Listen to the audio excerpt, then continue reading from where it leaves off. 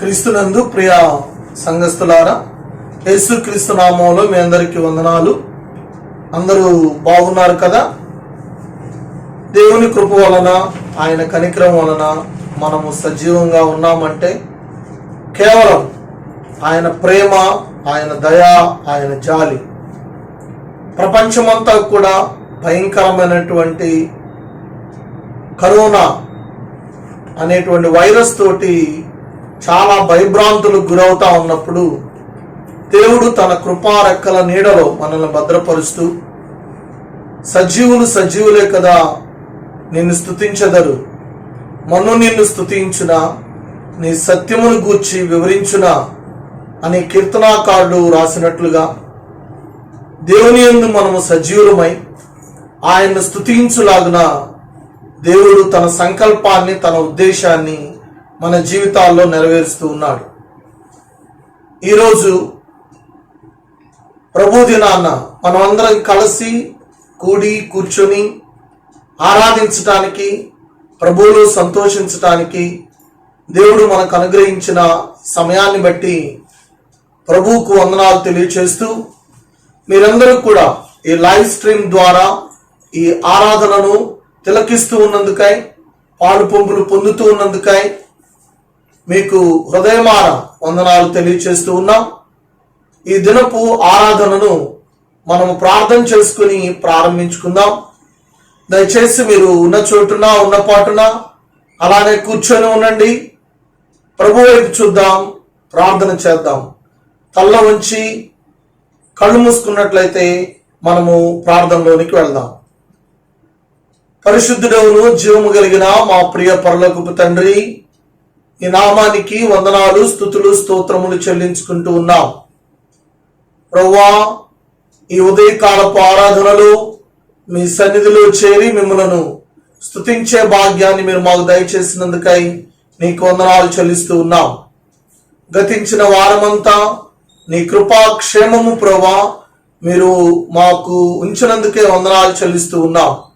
అనుదినము, దినదినము నీ కృప వెంబడి కృపతో మమ్మల్ని జ్ఞాపకము చేసుకుంటూ ఉన్న విధానాన్ని బట్టి మీకు స్తోత్రాలు చెల్లిస్తూ ఉన్నాం. ఎనలేని నీ ప్రేమను బట్టి, ఎడబాయిని నీ కృపను బట్టి నీకు వందనాలు చెల్లిస్తూ ఉన్నాం.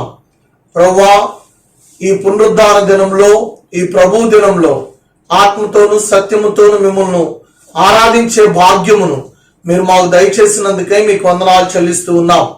ప్రభువా, ఈ లైవ్ స్ట్రీమ్ ద్వారా ఎంతమంది అయితే ఈ ఆరాధనను వీక్షిస్తూ ఉన్నారో వారందరిని మీరు జ్ఞాపకము చేసుకునండి, సహాయం చేయండి. ప్రభు, అందరూ పాలు పంపులు పొందులాగున నీ కృపను అనుగ్రహించండి. నీ సన్నిధి కాంతి వారి మీద ప్రకాశింప చేయండి. ఈ సమయంలో పాటల ద్వారా మీరే మహిమ పొందుమని తండ్రి, ఆరాధన వర్తమానం ద్వారా మీరే ఆరాధనను అందుకొనమని కోరుకుంటూ ఉన్నాం. తండ్రి, అటు రీతిగా ప్రధాన వర్తమానంలో కూడా మీరు తోడుగా ఉండండి. వందనాలు, స్తుతులు, స్తోత్రాలు చెల్లించుకుంటూ నీ కృపకు అప్పగించుకుంటూ ఈరోజు దైవ సందేశం ద్వారా మీరు నాతో, మా అందరితో మాట్లాడి ప్రభువా మా హృదయాన్ని సంతృప్తి పరచమని వందనాలు చెల్లిస్తూ యేసుక్రీస్తు ప్రభువారి శ్రేష్టమైన నామంలో స్తుతించి ప్రార్థించి బ్రతిమలాడి వినయముగా వేడుకుంటున్నాము తండ్రి, ఆమేన్. ప్రియులారా, ఈ సమయంలో మనం కొన్ని పాటల ద్వారా ప్రభు నామాన్ని ఘనపరుద్దాం.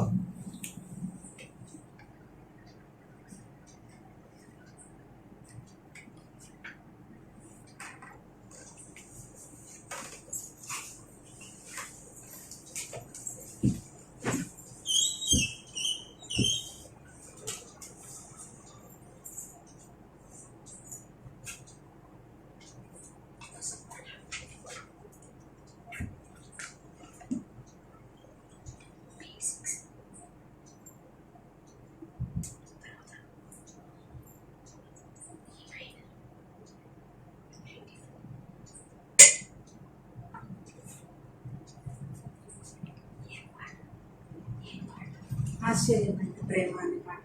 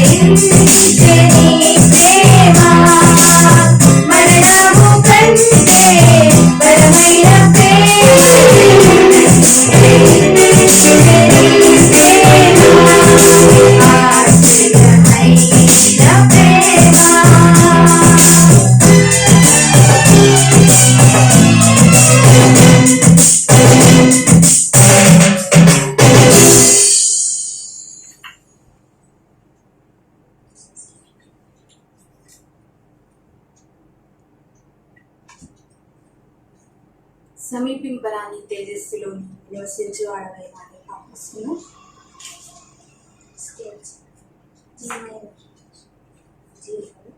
G minor.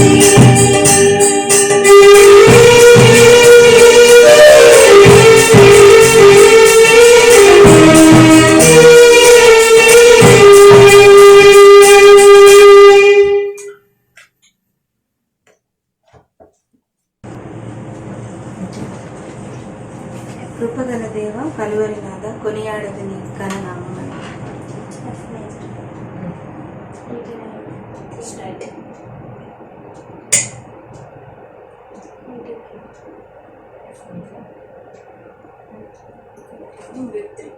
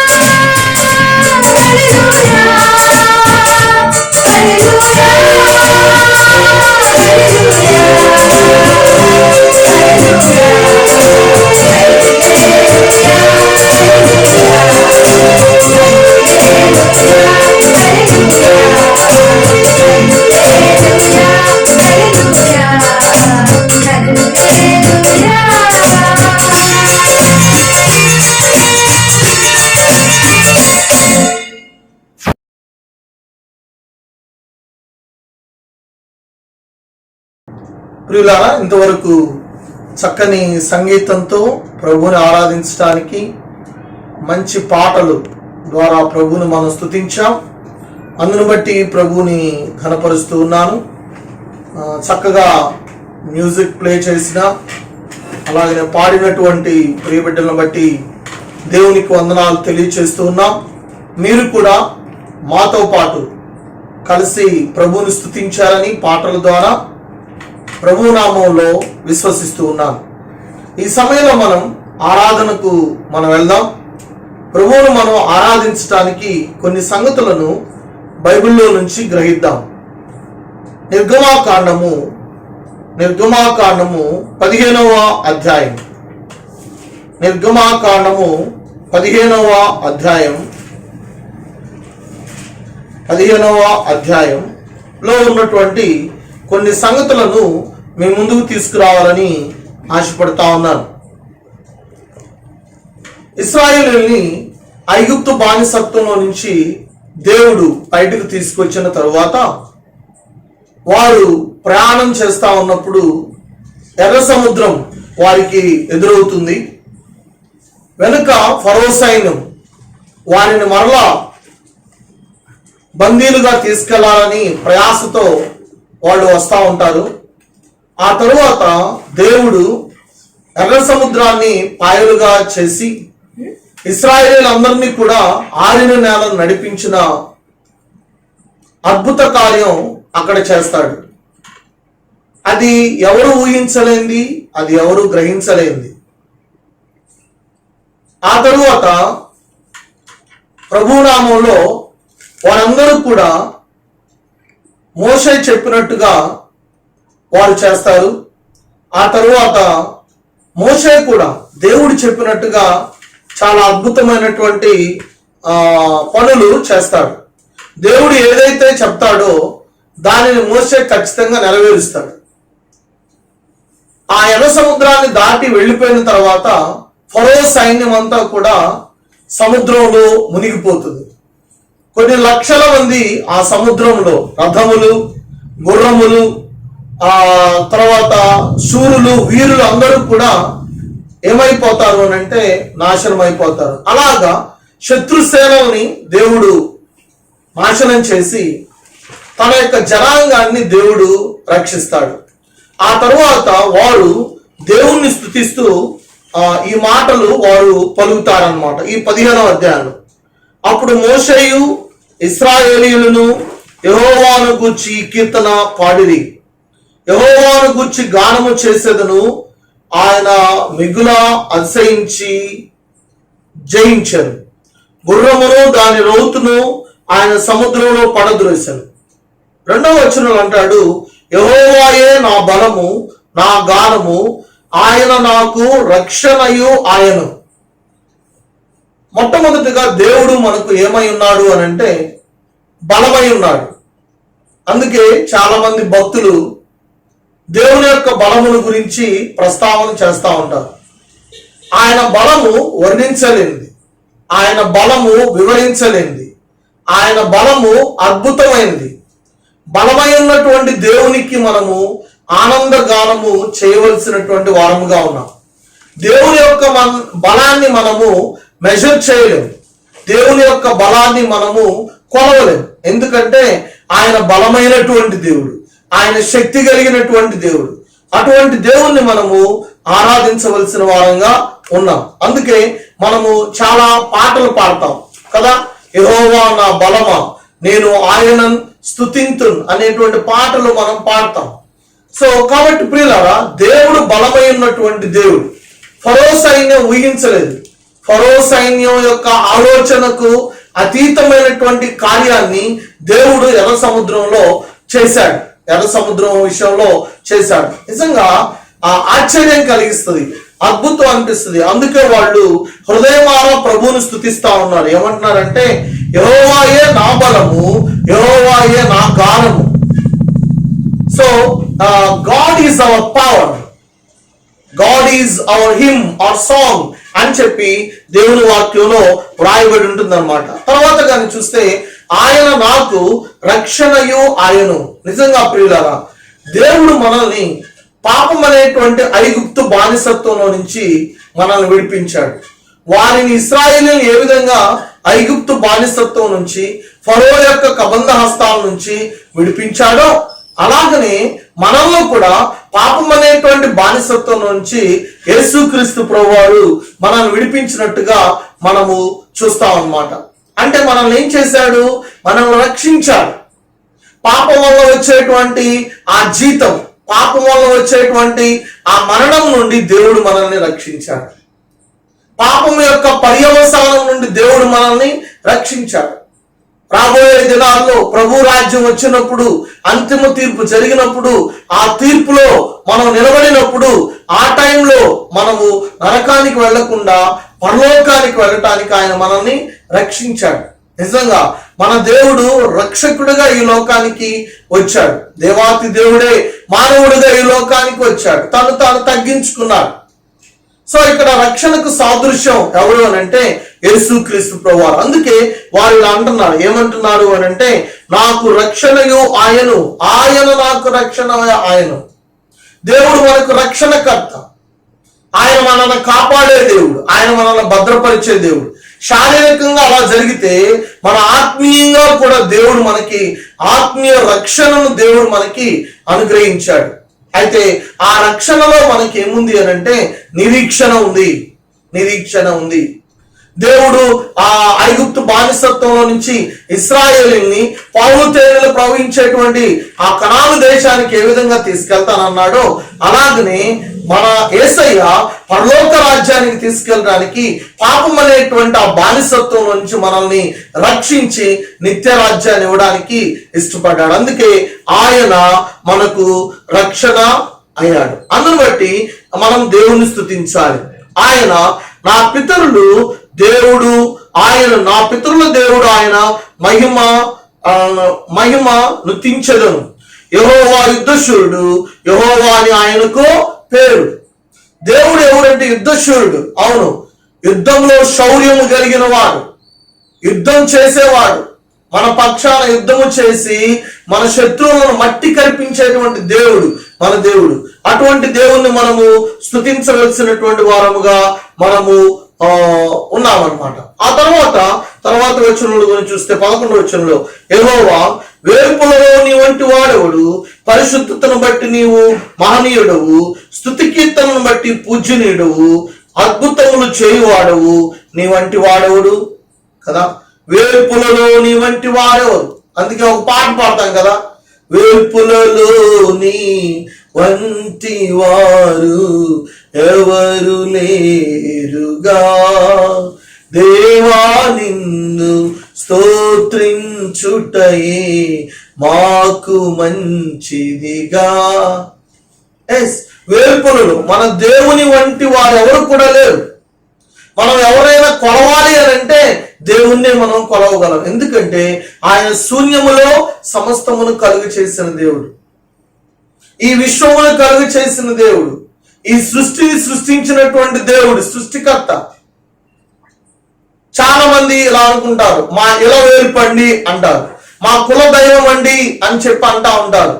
అయితే ఈ దేవుడు సజీవుడైనటువంటి దేవుడు, ఈ దేవుడు బలము కలిగినటువంటి దేవుడు, ఈ దేవుడు రక్షకుడైనటువంటి దేవుడు, ఈ దేవుడు కృప కలిగినటువంటి దేవుడు. అటువంటి దేవుణ్ణి మనము స్తుతించవలసిన వారముగా ఉన్నాం. వేర్పులలో నీ వంటి వారెవరు. నిజంగా ఆయనకు సాటి ఎవరున్నారు ఈ లోకంలో? ఎవ్వరు లేరు. ఆయనకు సాటి ఎవ్వరు లేరు. ఆయన వంటి వారు ఎవరూ లేరు. ఆయన అంత గొప్ప దేవుడు, మంచి దేవుడు, ప్రేమ కలిగిన దేవుడు, కనికరము కలిగినటువంటి దేవుడు. అటువంటి దేవుని బట్టి మనం స్తుతించాలి. అంతేకాదు, పరిశుద్ధతను బట్టి నీవు మహనీయుడవు. ఆయన పరిశుద్ధుడు, ఆయన నిష్కల్మషుడు, పాపులలో చేరక ప్రత్యేకించబడిన వాడు అంటాడు కదా. నేను పరిశుద్ధుని కనుక మీరును పరిశుద్ధులై ఉండి. పరిశుద్ధులగుటకే దేవుడు మనల్ని పిలిచాడు, కానీ అపవిత్రులుగా ఉండేటకు దేవుడు మనల్ని పిలవలేదు. నా ప్రియ సహోదరి సహోదరులారా, దేవుడు పరిశుద్ధుడు. అటువంటి దేవుని బట్టి మనము ప్రభువుని స్తుతించాలి. పరిశుద్ధతను బట్టి నీవు మహనీయుడవు, గొప్ప దేవుడవు, నువ్వు ఉన్నతమైనటువంటి దేవుడవు. You are great God, you are holy God. పరిశుద్ధతను బట్టి దేవుడు ఎవరు అని అంటే మహనీయుడు. అందును బట్టి మనము దేవుణ్ణి స్తుతించవలసిన వారంగా ఉన్నాం. అందును బట్టి మనము దేవుణ్ణి ఆరాధించవలసిన వారంగా ఉన్నాం. నిజంగా ప్రియులారా, ఆయన చూపులో పాపం లేదు, ఆయన తలంపులో పాపం లేదు, ఆయన ఉద్దేశంలో పాపం లేదు. ఆయన పరిశుద్ధుడు, పరిశుద్ధుడు. యెషయా గ్రంథంలో ఉంటుందన్నమాట, పరిశుద్ధుడు పరిశుద్ధుడు పరిశుద్ధుడని ప్రతిగానముల చేత మహిమ పొందుతూ ఉన్నాడు ఆ దేవుడు. అటువంటి దేవుడు పరిశుద్ధతను బట్టి ఆయన మహనీయుడిగా ఉన్నాడు. అందును బట్టి దేవుణ్ణి మనం స్తుతించాలి. స్తుతి కీర్తనను బట్టి పూజ్యుడు, ఆ అద్భుతములు చేయువాడు నీ వంటి వాడెవడు? అద్భుతాలు చేసే దేవుడు, ఆశ్చర్య కార్యాలు చేసే దేవుడు, ఆకాశం నుండి మన్నాను ఇచ్చిన దేవుడు, సింహాల నోళ్ళ నుంచి ఆ షడ్రకు మెషకు అబేద్నెగో దానియేలు వాళ్ళని కాపాడినటువంటి దేవుడు, అగ్ని గంధకాల నుండి వారిని కాపాడినటువంటి దేవుడు. నిజంగా అటువంటి దేవుడు ఎవరున్నారు? నీ వంటి వాడెవరు కదా? స్తుతి కీర్తనను బట్టి పూజ్యుడవు, అద్భుతములు చేయవాడవు.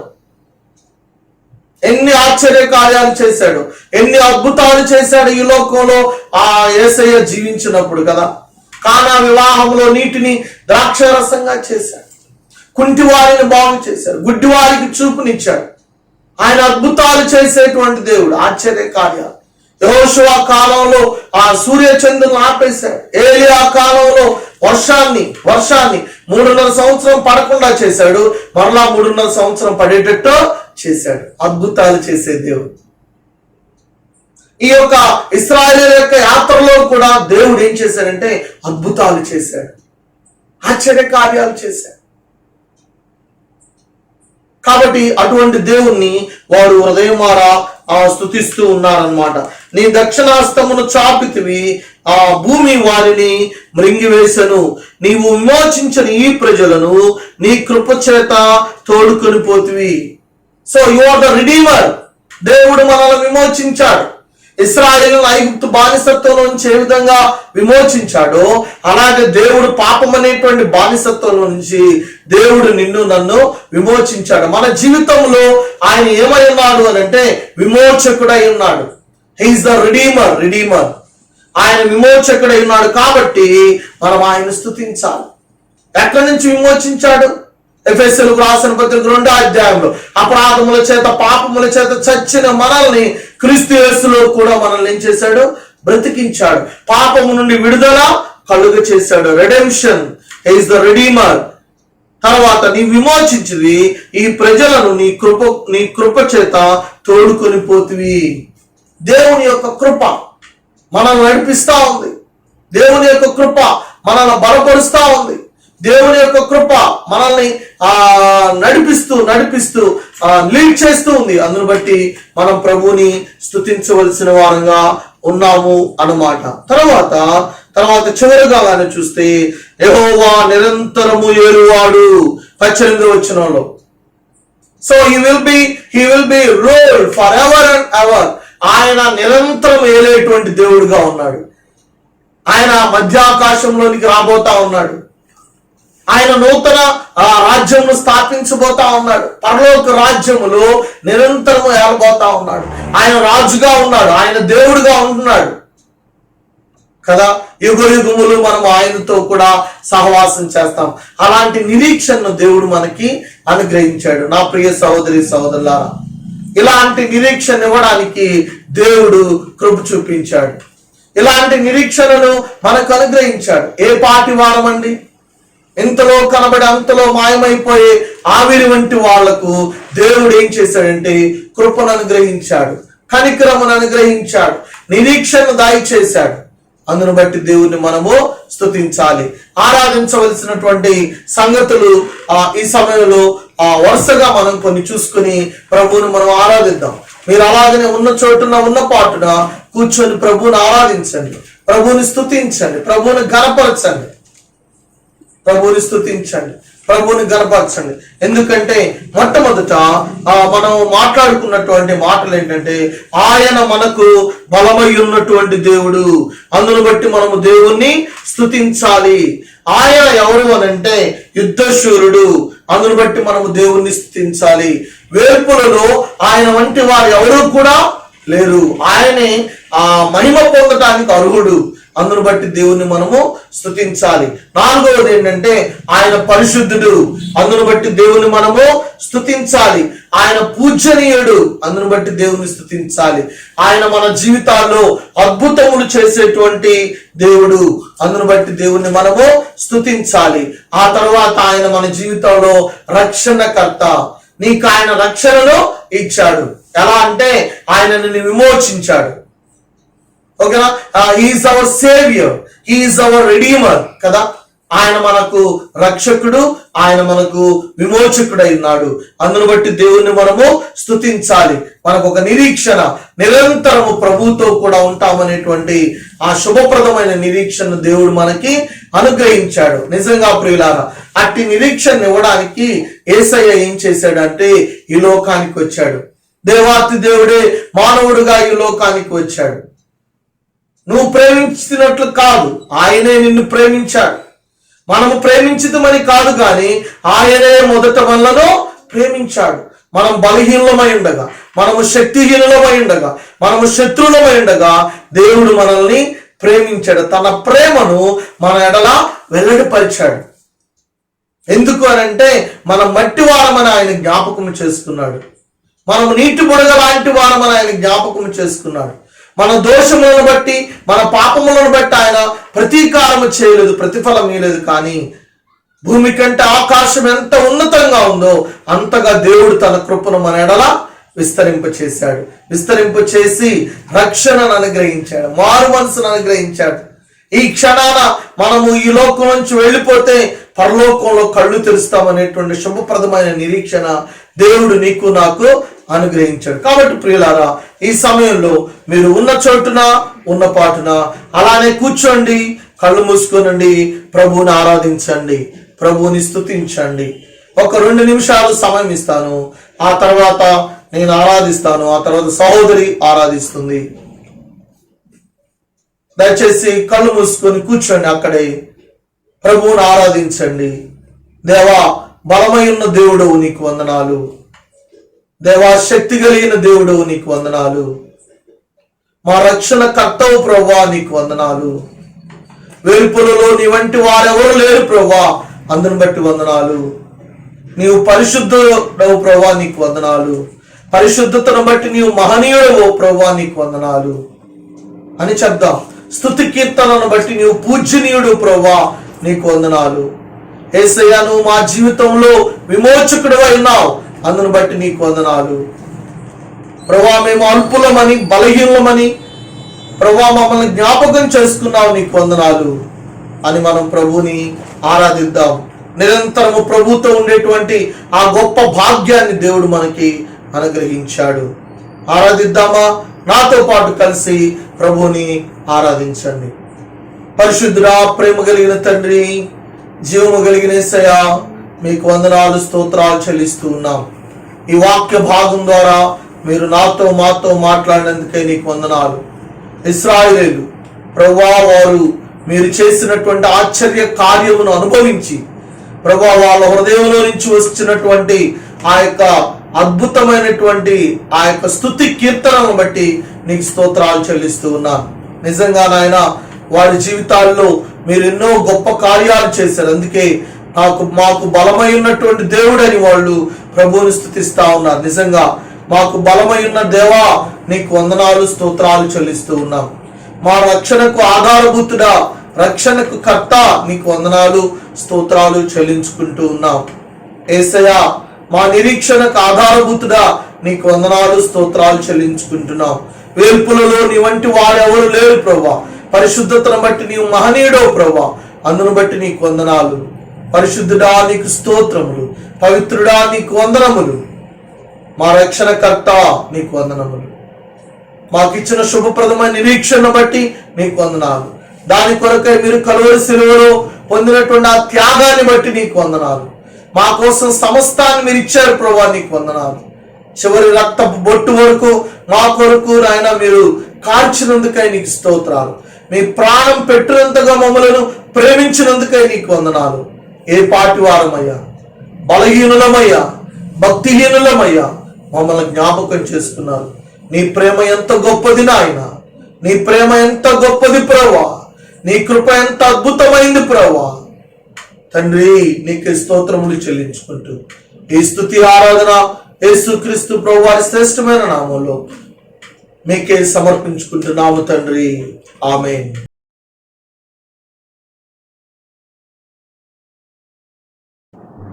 మా ప్రేమ కలిగిన తండ్రి, కృప కలిగిన దేవ, జీవం కలిగిన యేసయ్య, ప్రభా గడిచిన ఆదివారం నుంచి నాయన ఈ దినం వరకు మీరు మీ కృపలో మమ్మల్ని భద్రపరిచినందుకే నీకు వందనాలు, స్తుతులు, స్తోత్రాలు చెల్లిస్తా ఉన్నాను తండ్రి. నీకు వందనాలు. అవును ప్రభా, మీరు గొప్ప దేవుడు తండ్రి, నీకు వందనాలు. అద్భుత కార్యాలు, ఆశ్చర్య కార్యాలు చేసే దేవుడు ప్రభా, అందుని బట్టి నేను స్తుతిస్తా ఉన్నాను తండ్రి. నీకు వందనాలు నాయన.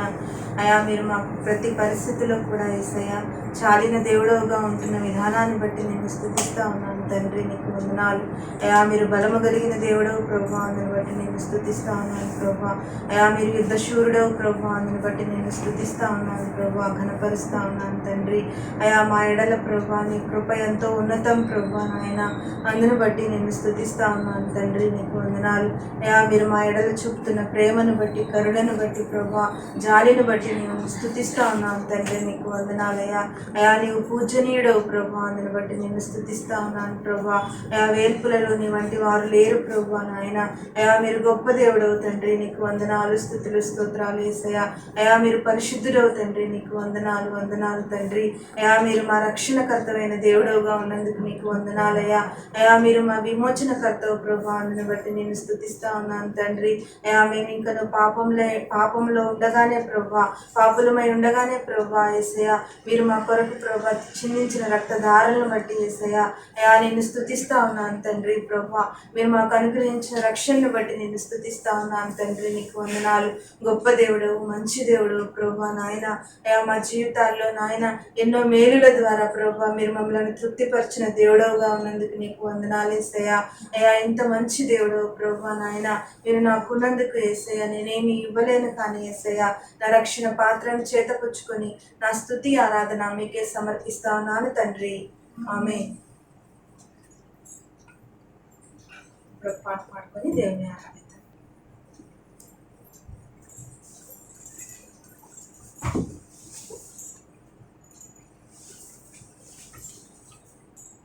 కన్న తల్లి చేర్చినట్లు నన్ను చేర్చిన ప్రియుడు అనే పాట పాడుకొని దేవుని ఆరాధించుకున్నాం.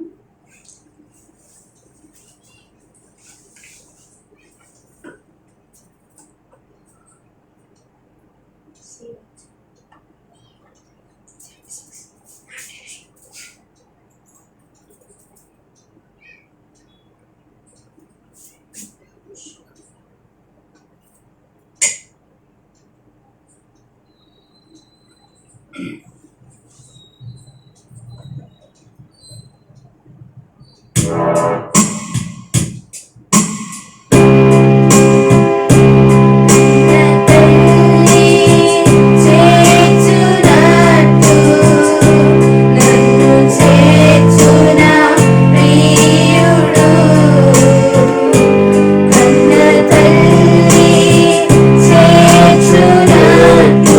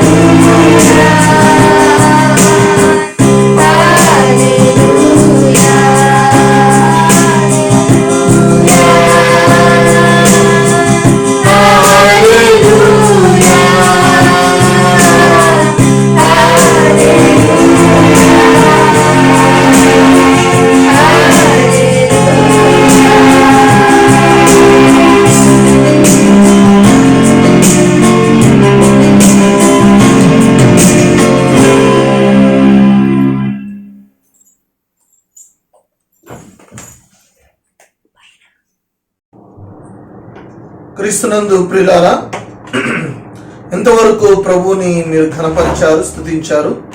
అందును బట్టి దేవునికి వందనాలు తెలియచేయచ్చు ఉన్నాం. చక్కని మాటలు మనం దేవుని వాక్యంలో నుంచి విన్నాం. ఈ సమయంలో కూడా మనం శ్రేష్టమైనటువంటి సంగతులను దేవుని వాక్యంలో నుంచి మనం గ్రహిద్దాం, గమనిద్దాం, అర్థం చేసుకుందాం. ఆది కాండంలో ఉన్నటువంటి కొన్ని సంగతులను మనం చూద్దాం. పరిశుద్ధ గ్రంథంలో ఆది కాండము 22వ అధ్యాయము 12వ వచనంలో మనము చదివినట్లయితే, అప్పుడు ఆయన, ఆ చిన్నవాని మీద చెయ్యి వేయకుము, అతన్నేమియూ చేయకుము, నీకు ఒక్కడై ఉన్న నీ కుమారుని నాకియ వెనుదేయలేదు గనుక నీవు దేవునికి భయపడు వాడవని ఇందువలన నాకు కనబడుచున్నదనెను. మరలా చదువుతాను. నీవు దేవునికి భయపడు వాడవని ఇందువలన నాకు కనబడుచున్నదనెను. చిన్న ప్రార్థన. ప్రేమ కలిగిన తండ్రి, జీవము కలిగిన యేసయ్యా, మీకు వందనాలు చెల్లిస్తూ ఉన్నాం. ఈ ఉదయకాలపు ఆరాధనలో ఇంతవరకు మీరు మాకు తోడుగా ఉన్నందుకై మీకు స్తోత్రాలు చెల్లిస్తూ ఉన్నాం.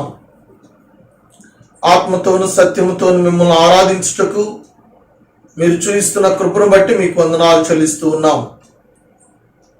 ఈ ప్రధాన వర్తమానంలో మీరు మాకు తోడుగా ఉండండి, కృప చూపించండి. చదివినటువంటి భాగాన్ని విరిచి పంచిపెట్టండి. వందనాలు చెల్లిస్తూ కృపకు అప్పగించుకుంటూ, ఎవరెవరైతే ప్రభువా ఈ స్మార్ట్ ఫోన్స్ ద్వారా, స్ట్రీమ్ లైవ్ ద్వారా ఈ ఆరాధనను వింటున్నారో ప్రతి ఒక్కరి హృదయాల్లో మీ కార్యమును జరిగించండి. మీ మాటలు శ్రేష్టమైనవి, మీ మాటలు స్వచ్ఛమైనవి, మీ మాటలు జుంటె తేనె ధారల కంటే మధురమైనవి. ప్రభువా, నీ మాటలు వెల్లడగుటతోడనే మాకు ప్రభు ఉజ్జీవం కలుగుతుంది. ప్రభువా, నీ మాటలు ప్రతి ఒక్కరూ ప్రభువా విని ప్రభువా సంతృప్తిని పొందులాగా సహాయం చేయండి. మీ శిలువ చాటున నన్ను మరుగుపరచండి. వందనాలు చెల్లిస్తూ యేసు నామములో ప్రార్థిస్తున్నాము తండ్రి, ఆమేన్. ప్రియులారా, ఈ 22వ అధ్యాయంలో మొదటి వచనంలో గాని చూస్తే, ఆ సంగతులు జరిగిన తరువాత దేవుడు అబ్రహామును పరిశోధించెను అనేటువంటి మాట మనం చూస్తాం. ఆ సంగతులు జరిగిన తరువాత దేవుడు అబ్రహామును పరిశోధించెను. అబ్రహాముకి ఒక పేరుంది కదా. అబ్రహాము విశ్వాసులకు తండ్రి. అబ్రాహాముగా ఉన్నప్పుడు చాలా ఆస్తిపరుడు, చాలా ధనవంతుడు, చాలా పశువులు ఉన్నాయి. ఆ తరములలో అతను చాలా ధనికుడుగా ఉండేవాడు. ఒక మాటలో చెప్పాలి అని అంటే అతను మిలేనియర్. మరి అలాంటి సందర్భంలో అబ్రహాముకి 100 సంవత్సరముల వరకు కూడా బిడ్డలు కలగలేదు. అయితే దేవుడు 100 సంవత్సరాల సమయంలో శారాకు 90 సంవత్సరాలప్పుడు ప్రభువు వారిద్దరిని కూడా దర్శించాడు. దర్శించిన తరువాత దేవుడు గొప్ప కార్యాలు చేయడం మొదలుపెట్టాడు. దేవుని యొక్క దర్శనం ఎప్పుడైతే జరుగుతుందో మన జీవితాల్లో ఖచ్చితంగా ఆయన గొప్ప కార్యాలు జరుగుతాయి. ఆయన మన జీవితాల్లో అద్భుతాలు జరిగిస్తాడు. అది మనుషుల యొక్క ఊహలకు అవి అందవు, అవి అగోచరం. శారా నీకు బిడ్డ కలుగుతాడు అని అంటే శారా నవ్వుతుంది. కానీ దేవుడు తన టైంలో వాగ్దానాన్ని ఇస్తాడు. తన టైంలో ఆ యొక్క వాగ్దానాన్ని నెరవేరుస్తాడు. ఈలోపు హాగరు దాసితో కలిగినటువంటి ఆ యొక్క కొంత విభేదం వలన హాగరు తన బిడ్డను తీసుకొని అరణ్యంలోకి వెళ్ళిపోతుంది. ఆ బిడ్డను అక్కడ పడవేసి దేవుని వైపు చూస్తుంది, పట్టించుకోదు. అప్పుడు దేవుడు పట్టించుకుంటాడు, దేవుడు వారికి తోడుగా ఉంటాడు. సో దేవుడు ఎవరిని కూడా వదిలేటువంటి వాడు కాదు. అలాగున హాగరు యొక్క కుమారుణ్ణి కూడా హాగరును కూడా దేవుడు ఆశీర్వదించడం మనం దేవుని వాక్యంలో చూస్తాం. ఆ తర్వాత అబీమెలెకు అబ్రహాముకు మధ్య సంభాషణ జరుగుతుంది. ఇలాగా సంఘటనలు జరిగిన తరువాత అంటాడనమాట. ఆ మాట ఏమంటాడంటే 22వ వచనంలో, ఆ సంగతులు జరిగిన తర్వాత దేవుడు అబ్రహామును పరిశోధించాడు. దేవుడు అబ్రహాముకు ఒక పిల్లవాడిని ఇచ్చాడు. అందరికీ తెలుసు, ఇస్సాకును దేవుడు అబ్రహాముకు 100 సంవత్సరాల ప్రాయంలో దేవుడు బహుమతిగా అనుగ్రహించాడు. ఆ సమయంలో ఒక అద్భుతమైనటువంటి పరీక్ష పెట్టాడు.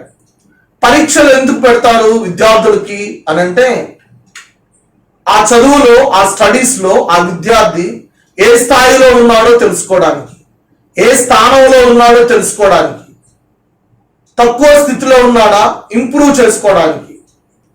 అలాగుననే అబ్రహామును కూడా దేవుడు టెస్ట్ చేయడం ప్రారంభించాడు. పరీక్ష చేయడం, పరిశోధనకు ఆయన అనుమతి ఇవ్వడం, లేకపోతే ఆయనే పరిశోధించడం మనము దేవుని వాక్యంలో చూస్తాం. సాక్షాత్ ఇక్కడ ఉంది, ఆ సంగతులు జరిగిన తర్వాత దేవుడు అబ్రహామును పరిశోధించాడు. ఎందుకు పరిశోధించాడు అని అంటే, విశ్వాసం యొక్క పరిమాణం ఏ స్థాయిలో ఉందో, అబ్రహాము దేవుని ఎంతగా ప్రేమిస్తున్నాడు, అబ్రహాము దేవునికి ఎంతగా భయపడుతున్నాడు అన్న సంగతిని మెజర్ చేయడానికి దేవుడు అబ్రహామును పరిశోధించాడు. కానీ అబ్రహాము దేవుని యందు విశ్వాసం ఉంచటం ద్వారా నీతిమంతుడిగా తీర్చబడ్డాడు. దేవుని కోసం జీవించాడు, దేవుని కోసం నిరీక్షించాడు, దేవుని కోసం ఆశపడ్డాడు, వెయిట్ చేశాడు, తొందరపడలేదు. అయితే ఇక్కడ మనం దేవుని వాక్యంలో చూద్దాం. నేను ఒక మాట చెప్తాను, ఏంటి అని అంటే, అబ్రహాము దేవుడు పరిశోధించటానికి, అనగా టెస్ట్ చేయడానికి అబ్రహాము యాక్సెప్ట్ చేసినట్టుగా మనకి ఈ యొక్క వచ్చిన భాగాల్లో మనకు అర్థమవుతుంది. ఎలాగా చూడండి, ఎట్లనగా ఆయన అబ్రహామా అని పిలువగా అతడు చిత్తము ప్రభువా అనెను.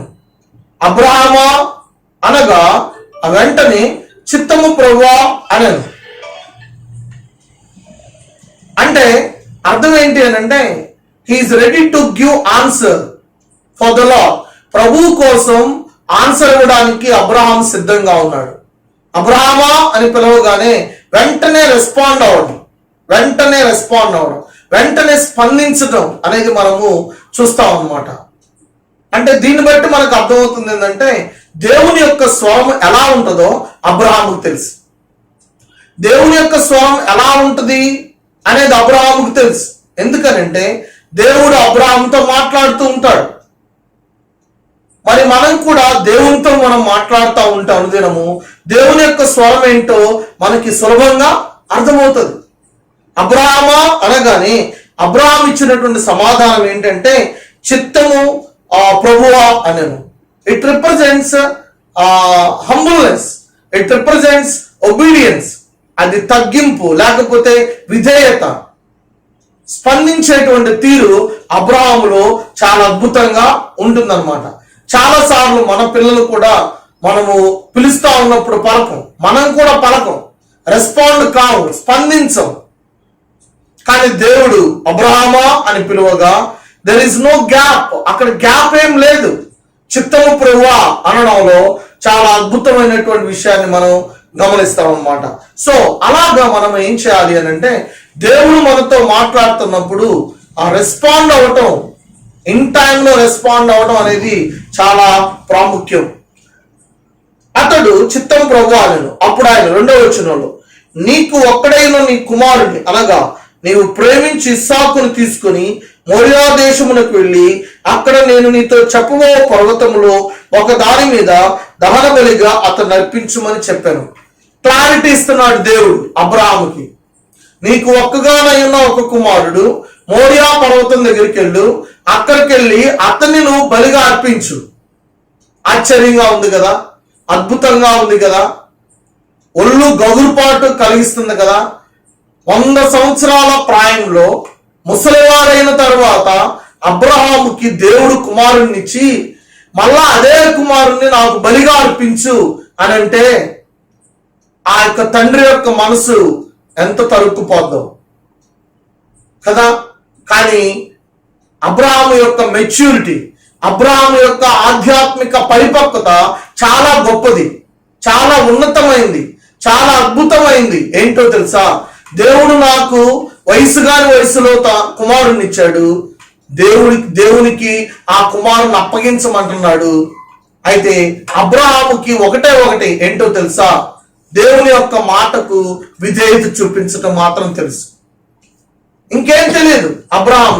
అబ్రహాముకి ఎదురు మాట్లాడటం తెలియదు, గొనగట్టం తెలియదు, సనగట్టం తెలియదు. ఏంటి ప్రభువా, ఇప్పుడే కదా నువ్వు ఇచ్చావు, మరలా నేను ఆ కుమారుని ఇవ్వడం ఏంది అని అనుకోలేదు. అర్థమవుతుందా? మోరియా పర్వతం దగ్గరికి వెళ్ళి నువ్వేం చేయాలంటే నీ కుమారుణ్ణి దాన బలిగా అర్పించు అని చెప్పడం చాలా ఆశ్చర్యం. మనం అనుకుంటాం అన్నమాట, ఏంటి దేవుడు ఇలా చేస్తున్నాడు, ఎందుకు ఇలా అంటున్నాడు, దేవునికి మనస్సు లేదు, దేవుడు అన్యాయస్తుడు, నా కుమారుడే దొరికాడా, ఇవ్వలేక ఇచ్చి ఇప్పుడు మరలా ఇవ్వమంటున్నాడేంది అని చెప్పి ఇలాగా రకరకాలుగా భిన్నాభిప్రాయాలు మనం కలిగి ఉంటాం. అయితే అబ్రహాములో ఉన్నటువంటి గొప్ప సంగతి ఏంటో తెలుసా? ఆశ్చర్యాన్ని, ఎప్పుడైతే దేవుడు తన కుమారుణ్ణి బలి ఇవ్వమని చెప్తాడో, అర్థమైందా, తన మనస్సుని ప్రిపేర్ చేసుకున్నాడు. బహుశా నేను అనుకోవడం ప్రేయర్ చేసుకొని ఉంటాడు, తన మనస్సుని ప్రిపేర్ చేసుకొని ఉంటాడు. ఆ తర్వాత ఎలా వెళ్ళాలని చెప్పి ప్లాన్ చేసుకొని ఉన్నాడు. ఎలా ప్లాన్ చేశాడు చూడండి ఒకసారి, ఎలా ప్లాన్ చేశాడు చూడండి. తెల్లవారినప్పుడు అబ్రహాము లేచి తన గాడిదకు గంత కట్టి తన పనివారిలో ఇద్దరిని తన కుమారుడు ఇస్సాకును వెంట పెట్టుకుని దహనబలి కొరకు కట్టెలు చీల్చి లేచి దేవుడు తనతో చెప్పిన చోటుకి వెళ్ళాను. ప్రియులారా, ఈ ప్రిపరేషన్ చూడండి ఎలా ఉందో. రాత్రంతా ఆలోచించి ఉండుంటాడు, ఎలా వెళ్ళాలి, ఎవరిని తీసుకెళ్ళాలి, ఎక్కడికి వెళ్ళాలో దేవుడు చెప్పాడు. ఓకేనా? ఎలాంటి ప్రిపరేషన్ కలిగి ఉండాలి అని చక్కని ప్లానింగ్ తోటి ప్రేయర్ఫుల్ గా బయలుదేరతాడు. అయితే విషయం ఏంటో తెలుసా? ఏమాత్రం కూడా సంకోచించలేదు. తెల్లవారగానే పని చేయడం ప్రారంభించాడు. తెల్లవారగానే ఆ విధేయత అనేటువంటి దానికి అర్థం ఏంటంటే వినడమే కాదు, కానీ వినినట్టుగా వినిన ప్రకారము మనం చేయడం. ఏమైతే విన్నాడో దానిని చేయడం మనం చూస్తాం అన్నమాట. అంటే విశ్వాసం ఉండాలి, క్రియలు ఉండాలి. క్రియలు లేకుండా విశ్వాసం అనేటువంటిది చాలా కష్టం, వేస్ట్ అన్నమాట. అది నేను చాలా విశ్వాసిని అనుకోవడం కాదు, కానీ దాని ప్రకారం మనము దేవుడు చెప్పినట్టుగా క్రియలు మనము చేయాలి. దేవుడు ఎక్కడైతే బలియమని చెప్పాడో అక్కడికి వెళ్ళటానికి ప్లాన్ చేసుకున్నాడు, ప్రారంభించాడు పని, వెళ్ళాడు. ఎన్ని రోజుల తర్వాత వెళ్ళాడు అని అంటే 3వ నాడు అక్కడికి వెళ్ళడం మనం చూస్తాం. అబ్రహాము కన్నులెత్తి దూరము నుండి ఆ చోటు చూచి తన పనివారితో, మీరు గాడిదతో ఇక్కడనే ఉండి నేను ఈ చిన్నవాడును అక్కడికి వెళ్ళి దేవునికి మొక్కి మరలా మీ యొద్దకు వచ్చుతామని చెప్పి, మీరు ఇక్కడే ఉండండి, నేను వెళ్తున్నాను, బాబుని తీసుకెళ్తున్నాను, ఇస్సాకుని తీసుకెళ్తున్నాను, నా కుమారుని తీసుకెళ్తున్నాను, మేము మరలా వస్తాం అనేటువంటి ఆ మాట దేన్ని తెలియచేస్తుందంటే దేవుని యందు విశ్వాసం తెలియజేస్తుంది, దేవుని యందు నమ్మకం తెలియజేస్తుంది. ఇప్పుడు కొండ మీదకి వెళ్ళిన తర్వాత, బలిచ్చిన తర్వాత ఎవరుంటారు? ఒక్కరే ఉంటారు కదా, అబ్రహామే ఉంటాడు. నేను తిరిగి వస్తాను అని అనట్లేదు, మేము మరలా వస్తాము అని అంటున్నాడు. అంటే దేవుని యందు నమ్మకం, దేవుని యందు విశ్వాసం, నిజంగా కదా, చాలా అద్భుతమైనటువంటి విశ్వాసం, చాలా అద్భుతమైనటువంటి నమ్మకాన్ని మనము అబ్రహాములో చూస్తాం అన్నమాట. నా ప్రియ సహోదరి సహోదరులారా, దేవుడు చెప్పినటువంటి మాట మనం వింటున్నప్పుడు, దాని ప్రకారం మనము చేయాలని ఇష్టపడినప్పుడు, దాని ప్రకారం మనం చేస్తూ ఉన్నప్పుడు దేవుని మీద ఆధారపడుతున్నావా? విశ్వాసంతో ఆ పని చేస్తున్నామా? బలి అర్పించిన తర్వాత మరలా మేమిద్దరము వస్తాము అని చెబుతున్నాడు. ఎంత ఆశ్చర్యమైన సంగతి కదా. తనలో ఉన్నటువంటి విశ్వాసం అమోఘం. ఆ తర్వాత కానీ చూస్తే దేవుని వాక్యంలో కొంతసేపు అయిన తర్వాత దహన బలికి కట్టెలు తీసుకొని తన కుమారుడు ఇస్సాకు మీద పెట్టి తన చేతితో నిప్పును కత్తిని పట్టుకొని పోయిను. వారిద్దరు కూడి వెళ్ళుచుండగా అక్కడ ఒక గుండె పగిలిపోయేటువంటి ఒక మాట, ఒక ప్రశ్న. ఏమంటాడంటే ఇస్సాకు తన తండ్రి అయిన అబ్రాహాముతో నా తండ్రి అని పిలిచెను. అందుకు అతడు ఏమి నా కుమారుడా అనెను. అప్పుడు అతడు నిప్పును కట్టెలను ఉన్నవి కానీ ఆ దహన బలికి గొర్రెపిల్ల ఏది అని అడుగగా, మరి ఆ తండ్రి యొక్క మనసు ఎలా ఉంటుంది? ఆ తండ్రి యొక్క మనసు ఎలా చివుక్కుమని ఉంటుంది కదా, బాధపడి ఉంటుంది కదా. అరే నువ్వేరా గొర్రె పిల్లలని చెప్పలేక ఏమంటున్నాడు తెలుసా? అబ్రహాం ఏమంటున్నాడంటే నా కుమారుడా దేవుడే దహన బలికి గొర్రె పిల్లలు చూచుకుని చెప్పాను. తన భావం అంతా కూడా దేవుని మీద వేసేసాడు. తనకు ఆ సమయంలో ఆధారం ఎవరంటే దేవుడే, తనకు దిక్కు ఎవరంటే దేవుడే కదా. అవునా కదా? ఎవరు ఆ ప్రశ్నకు సమాధానం చెప్పగలరు? దేవుడే చెప్పగలడు, దేవుడే సమాధానం ఇవ్వగలడు. అందుకే ఆ దేవుడే గొర్రె పిల్లను చూచుకొనును, ఆ దేవుడు చూసుకుంటాడు కదా అని చెప్పి ఆ కుమారుడు ఆ తండ్రి ఇద్దరు కూడా ఆ యొక్క పర్వతం మీద నిజంగా ఆ కాన్ఫిడెన్స్, అబ్రహాముకున్నటువంటి ఆ అద్భుతమైనటువంటి కాన్ఫిడెన్స్ ను మనము చూస్తాం. స్ట్రాంగ్ బిలీఫ్, దేవుని పట్ల ఉన్నతమైనటువంటి ఆ నమ్మకాన్ని. మరి మన జీవితాలు ఎలా ఉన్నాం? విశ్వాసులంగా మనం కొనసాగుతూ ఉన్నాం, దేవుని బిడ్డలంగా ఉంటూ ఉన్నాం. దేవుడు ఏమివ్వమంటున్నాడు దాన్ని ఇస్తున్నామా? అననయ్య సత్య కొంత దాచిపెట్టుకొని కొంత తీసుకొచ్చి అపోస్తుల యొక్క పాదాల యొక్క పెట్టినప్పుడు ఇది నాకు కావాలి, ఆ తర్వాత మిగిలింది అని అనుకుంటున్నామా? కానీ అలా కాదు. అబ్రహాము ఒక్కగానొక్క కుమారుణ్ణి ఇవ్వడానికి ఇష్టపడ్డాడు. దేవుడే గొర్రె పిల్లను చూచుకున్నని తన కుమారునితో చెబుతున్నాడు. గుండె పగిలిపోతుంది, గుండె రౌలుకుంటుంది. కానీ ఒక నిరీక్షణ ఏంటో తెలుసా? దేవుడు ఖచ్చితంగా చూసుకుంటాడు. ఎంత గొప్ప విశ్వాసం, ఎంత ఆశ్చర్యమైనటువంటి విశ్వాసం అబ్రహాముకుంది అన్న సంగతిని మనము చూస్తాం అన్నమాట. అలాగూ వారిద్దరు కూడి వెళ్ళి దేవుడు అతనితో చెప్పిన చోటుకి వచ్చినప్పుడు అబ్రహాం అక్కడ బలిపీఠమును కట్టి కట్టెలు చక్కగా పేర్చి తన కుమారుడు ఇస్సాకును బంధించి ఆ పీఠం పైన కట్టెల మీద ఉంచెను. ఇప్పుడు కూడా ఏమనట్లేదు. అసలు అబ్రహాము దేవుని యందు నమ్మిక ఉంచితే కుమారుడు తన తండ్రి మీద నమ్మకం ఉంచుతున్నాడు. చూసావా? ఏమని చెప్పాడు? వచ్చేటప్పుడు ఏమని చెప్పాడు? ఆ దేవుడే గొర్రె పిల్లను చూచుకొనును. నాన్నగారు అటు చెప్పాడు కదా, కాబట్టి నాన్న యొక్క మాట మీద ఇస్సాకుకి ఉంది, నమ్మకం ఉంది. చేతులు కట్టేస్తున్నాడు, ఆ కట్టెలు పేరుస్తున్నారు. ఎత్తిలాగా కుమారుణ్ణి ఆ యొక్క చితి మీద పెడతా ఉంటే, లేకపోతే ఆ కట్టెల మీద పెడతా ఉంటే ఏమనట్లేదు. గమ్ముగా వెళ్ళి పడుకున్నాడు. నా ప్రియ సహోదరి సహోదరులారా, ఇస్సాకు ఎవరికి సాదృశ్యంగా ఉన్నారు అని అంటే యేసుక్రీస్తు ప్రభు వారికి సాదృశ్యంగా ఉన్నారు. యేసుక్రీస్తు ప్రభు వారు కూడా అంతే. బొత్సు కత్తిరించు వాని ఎదుట గొర్రె పిల్ల ఏ విధంగా మౌనంగా ఉంటుందో అట్టి రీతిగా యేసుక్రీస్తు ప్రభు వారు తన్ను తాను అప్పగించుకున్నట్టుగా మనం చూస్తాం. అలాగనే ఇస్సాకు కూడా తను తాను అప్పగించుకోవడానికి ఇష్టపడ్డాడు. అర్థమైపోయి ఉంటుంది ఇస్సాకుకి, గ్రహించుంటాడు ఇస్సాకు. కానీ ఆ తండ్రిలో ఉన్నటువంటి విధేయతే ఇస్సాకులో కూడా ఉంది. తండ్రిలో ఉన్నటువంటి తగ్గింపే ఇస్సాకులో కూడా ఉంది. అర్థమవుతుందా? తండ్రిని ప్రతిస్పందించినటువంటి తీరు ఇస్సాకులో మనము చూస్తాం అన్నమాట. ఎంత అద్భుతమైనటువంటి విషయం. మరి రెడైపోయాడు, కత్తి తీసుకున్నాడు, పైకెత్తుతున్నాడు. ఆ సమయంలో ఏం జరిగిందో దేవుని వాక్యంలో మనం చూద్దాం. అప్పుడు 11వ వచనంలో చూడండి, 10వ వచనం, అప్పుడు అబ్రహాము తన కుమారుని వధించుటకు తన చెయ్యి చాపి కత్తి పట్టుకొనగా యెహోవా దూత పరలోకము నుండి అబ్రహామా అబ్రహామా అని అతడు పిలిచెను. అందుకతడు చిత్తము ప్రభువా అనెను. కదా, he is ready to give response, he is ready to respond to God's voice. అప్పుడు చిత్తం ప్రభువా అన్నాడు, ఇప్పుడు చిత్తం ప్రభువా అన్నాడు.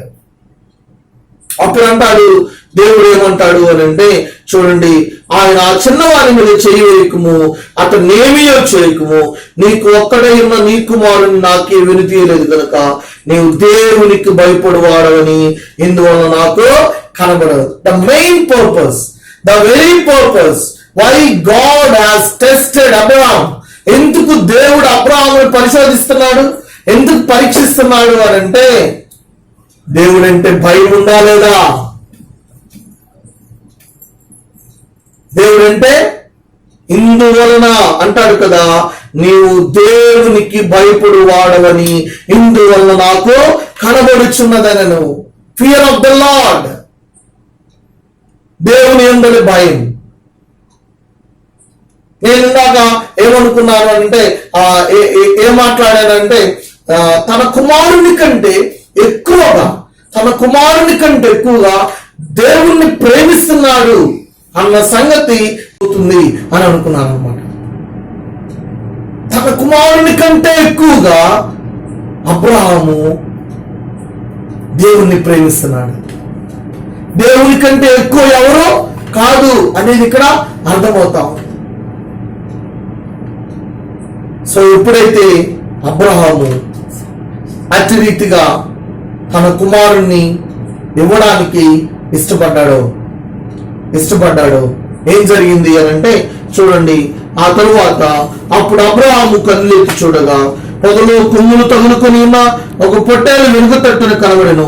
అబ్రహాము వెళ్ళి ఆ పొట్టేలు పట్టుకుని తన కుమారునికి మారుగా పెట్టి అబ్రహాము ఆ చోటికి యెహోవా ఈరే అని పేరు పెట్టిన. అందుచేత యెహోవా పర్వతము మీద చూచుకుందని నేటి వరకు చెప్పబడును. సో నిజంగా అబ్రహాము ఏమైతే సేవకులకి కొండ దిగువ భాగాన్ని చెప్పాడో అదే నెరవేరిపోయింది.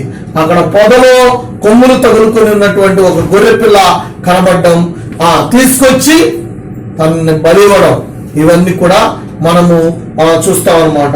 ఆ తర్వాత కానీ చూస్తే దేవుడు యెహోవా దూత రెండవ మారు పరలోకము నుండి అబ్రహామును పిలిచి ఇట్లనను, నీకు ఒక్కడై ఉన్న నీ కుమారుని వెనుక తీయక ఈ కార్యము చేసినందున నేను నిన్ను ఆశీర్వదించి ఆకాశ నక్షత్రం వలెను సముద్ర తీరమందరి ఇసుక వలెను నీ సంతానము నిశ్చయముగా విస్తరింపచేసేదను. అంటే అబ్రహామును ఏం చేస్తున్నాడు? దేవుడు ఆశీర్వదిస్తున్నాడు.